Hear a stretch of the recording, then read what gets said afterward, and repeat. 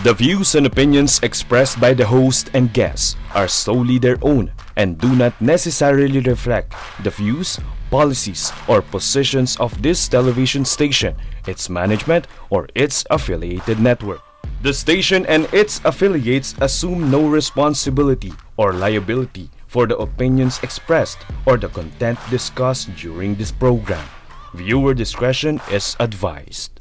Sa barangay tayo, ikaw at ako. Nagbibigay ng aral sa mga kagawad at kapitan. Sa barangay tayo. Welcome back po to our third and last segment. Ito yung segment na anything goes, nakakatuwa o nakakainis, pero dito po namin pinag-uusapan. Pero bago po tayo mag-umpisa, nais ko lang mag-shoutout kina Kags Marie at SK Mai. Namimiss namin kayo din sa barangay tayo. Alam namin ito si Kags Marie tumutulong sa Vice Mayor's Office dahil nga maraming sakuna. Sa amin sa Parañaque, baha ang buong sukat. At yung SM may pinasok yata, akalain mo yun. So, malaking dagok sa ekonomiya ng Parañaque nangyayari. And I'm sure si Kagawad Marie is in the thick of it dahil siya ay isang magaling na at concerned na public servant. Kap, may nais kang i-bring up na topic para po sa atin? Hindi, actually, Kags Butch, hindi ko lubos maisip na at this point in time, marami pong mga tao na nagtitake advantage, hindi lang po barangay, hindi lang po national or local agency, pati yung mga simpleng mamayan natin na nagtitake advantage dun sa problema at ginagawa pong biro to. At the same time, malaki din, kasi it always takes two to tango. Okay? Kags Butch, sa panunungkulan ko right now, doon ko na iintindihan ngayon, doon namumulat ang aking isipan, na hindi ho talaga kaya ng barangay o ng gobyerno ang pagpapaganda ng isang bansa o isang komunidad o isang barangay. Kaya po ito kung lahat magtutulong-tulong. Okay, case in point, may mga lumalabas sa Facebook na yung resiliency po natin, talagang very resilient ang Filipinos. Marami pong talagang magagaling at talagang matitibay na Pinoy. Parang hinulma tayo sa problema Parang hinulma tayo ng tadhana. Pero, kailangan din talaga, ako coming from the point of view of a government official, kailangan po talagang paghusayan pa natin ang pagtulong, pag-isip, at paggawa ng mga bagay na makaka-alleviate o makakataas ng antas ng pamumuhay ng mga tao regardless kung may kalamidad o wala. Kasi doon tayo nasusubok Doon naman talaga tayo inaasahan. Tayo inaasahan na maging maayos dahil binoto tayo, hinalal tayo, pinagtiwalaan tayo ng mga tao Kung ikaw man ay in-appoint ng presidente ng Pilipinas, ikaw ay in-appoint ng local government, ng mayor, dapat pag-husayan mo na. Di po ba? So yung sinasabi yung malaki ang expectation sa mga government officials, yes, that's true. Pero kailangan namin po ang pakikiisa ng mga mamamayan. Yung simpleng huwag magtapon ng basura sa kalye, hindi pa natin magawa. Paano na lang? Lagi na lang po maglilinis yung mga nakaupo. Lagi na lang magsasabing, naglilinis kami. Lagi na lang ganon. Di ba? So, again, 50-50 ho tayo. 50 po kami, 50 po tayo. Lagi niyong sinasabi, lagi pong sinasabi ng mga constituents natin, o i-empower mo naman, empower nyo naman ang mga constituents, ang mga simpleng mamamayan. I am now empowering you to be one a very responsible constituent of the Philippines. Huwag tayo magtapon ng basura. Huwag natin ilabas, huwag natin isabit. sa lugar nyo. Kasi dinadamba ng pusa, dinadamba ng aso, kakalat.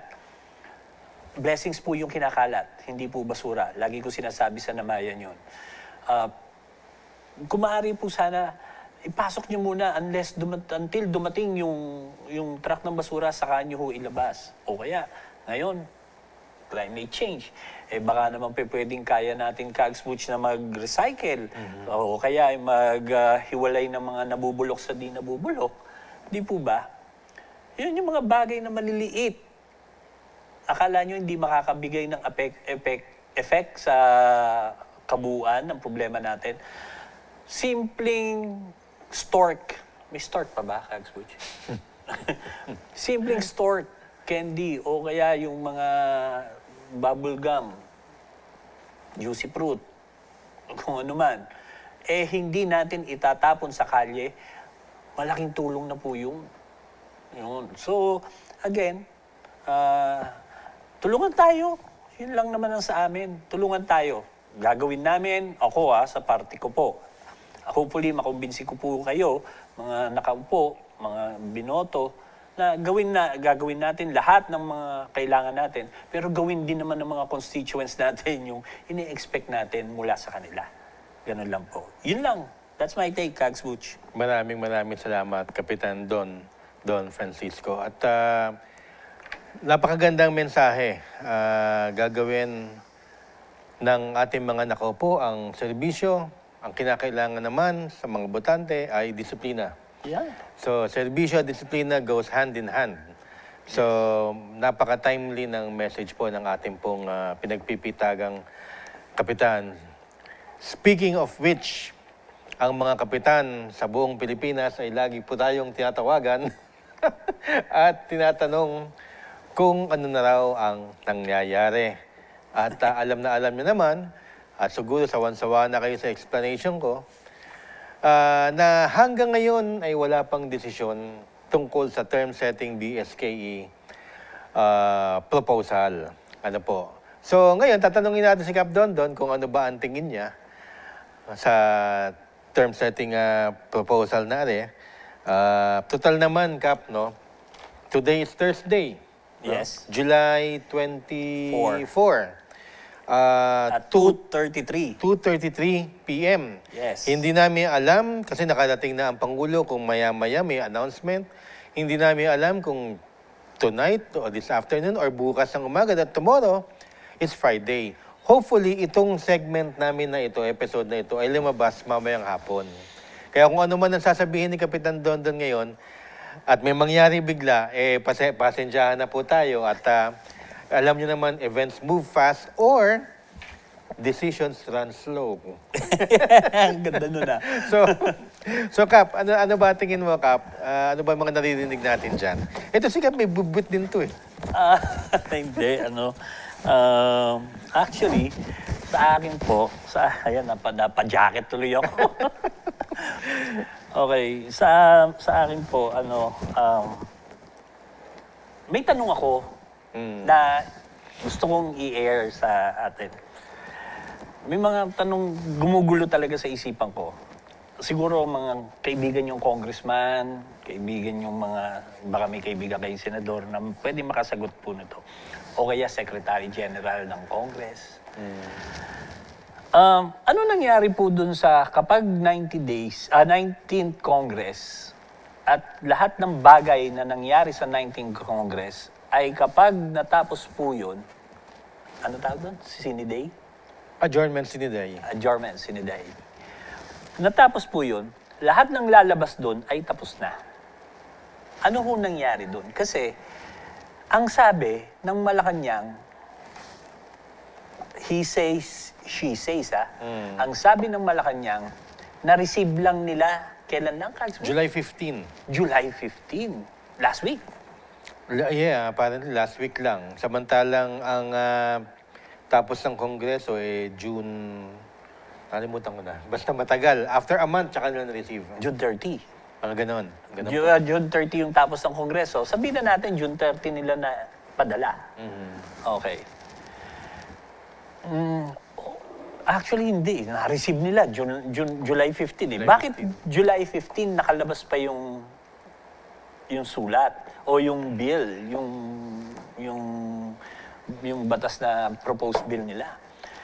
Eh, di ba supposedly, pagkatapos nyong ipasa ito, i-bycam to, di ba automatic pinadadala po yan? Dapat. Ano nangyari sa ARTA? Hindi ho ba sakop ng ARTA ang national government? Yung ARTA, yung ease of doing business, Yung kailangan yung sugutin, ang sulat sa atin, mga kapitan. Mahalaga po yan, Within 3 days, within 72 hours, meron pong mga ganun yan. Minsan pag-uusapan namin ni Kags Butch yun. Okay? Para at least hindi tayo naliligaw at di kayo madidemanda administratively or something. Ano nangyari doon? Ano ho ang kanilang kasagutan doon?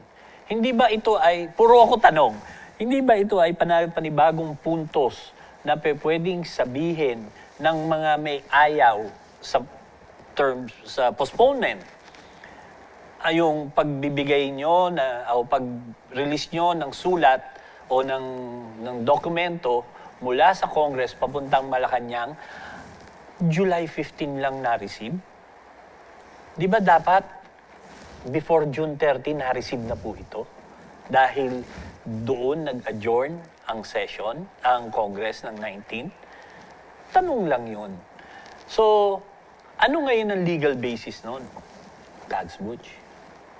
Hindi po ba? So, hindi ba ito panibagong punto na pwedeng magamit?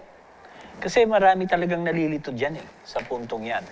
Pangalawa, hintayin na natin yung SONA. Kailan po ba yung SONA? Ito nang darating po na Lunes. Oh, Kags Butch, Lunes. Sa tingin nyo ba sasabihin tanong lagi, sa tingin nyo ba sasabihin ni Presidente Marcos, ito, sa harap ng Senado sa Congress, sasabihin niya na binito ko to? Sa tingin nyo ba sasabihin din ni Presidente Marcos na pinirmahan ko to? Ano ho sa tingin nyo ang pwedeng sabihin ni Presidente Marcos sa araw ng SONA? Or, another question, Kags Butch. Sa tingin nyo ba, gusto ni Presidente Marcos na wala sa kanya kredito sa mangyayari dito sa sa postponement, yung ikasisiya ng mga kapitan at mga kagawad? Ano sa palagay nyo? Gusto ba ni Presidente Marcos? Nagtatanong lang po ako. Gusto ba ni Presidente Marcos na itong kreditong to ay mapupunta lamang sa mga nasa Senado o nasa Kongreso? Ano ho yung mga pwedeng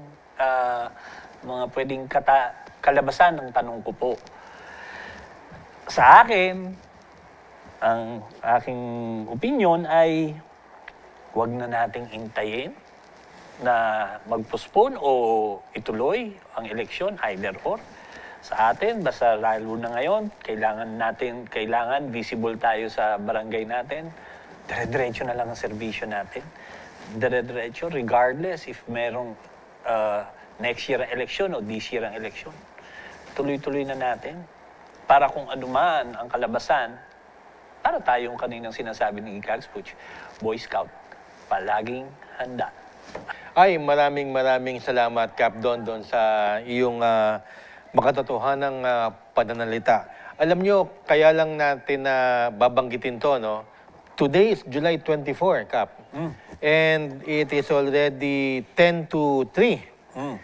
2:56. No, 2:51.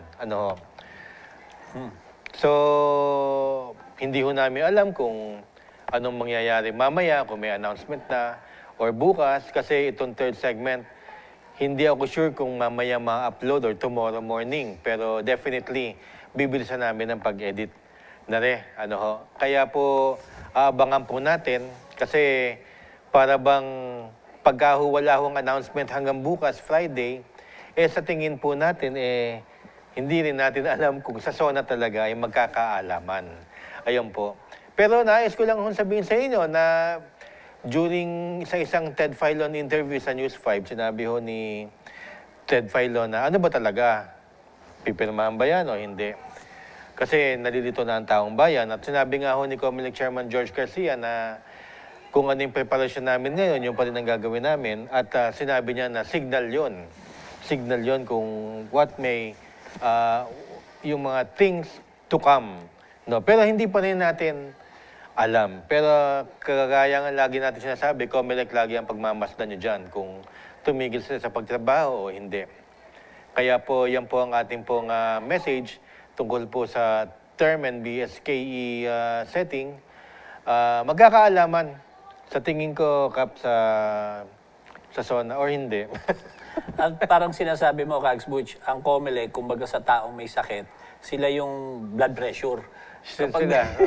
Kapag tumaas, may signal yan, tutuloy o hindi, di ba? Pag mababa, okay na, magaling, postpone na. Yes. Sila ang barometer nating lahat. Kung kumilos, tsaka yung mga pananalita ni Bossing George, yun ang laging kaabang-abang. Basta sa atin, tignan natin kung anong mangyayari sa SONA, ilang tulog na lamang po at magkakalaman na, hopefully matapos na, no, Kap? Itong usapang para makapag-move on. Kung halimbawa, hindi matutuloy at election, 1 year lang naman yan. Nothing to crow about. Pero siyempre, nandiyan si Atty. Macalintal, napag-usapan na naman natin yan. Kung sakaling tuloy, nothing to crow about. Panis, di ba? Takbo. Hindi kayo matatakot, sabi ni Kapitan Dondon, pagka meron kayong pinakita sa bayan. Walang kaproblema. So, hindi natin kailangan problemahin yan. A few days to go na lang, ilang tulog na lang po at magkakaalaman na. Kapitan, any last messages to our viewers?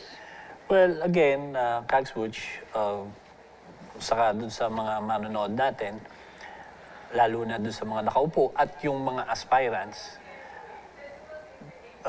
tuloy-tuloy nyo lang yung pagbibigay nyo ng serbisyo. Tuloy-tuloy nyo lang yung mga ginagawa nyo na nakakapag-alleviate ng problema ng mga tao. Kasi yun naman ang ine-expect sa atin regardless kung may eleksyon o wala. So, kung may eleksyon at hindi kayo handa, talagang hihilingin nyo, sana postpone. At kung postpone naman at lagi kayong tumutulong, anong kailangan yung i-whine, anong kailangan yung iiyak, anong kailangan, wala. Dahil tumutulong naman talaga kayo regardless kung may posisyon o wala, tuloy-tuloy naman yan.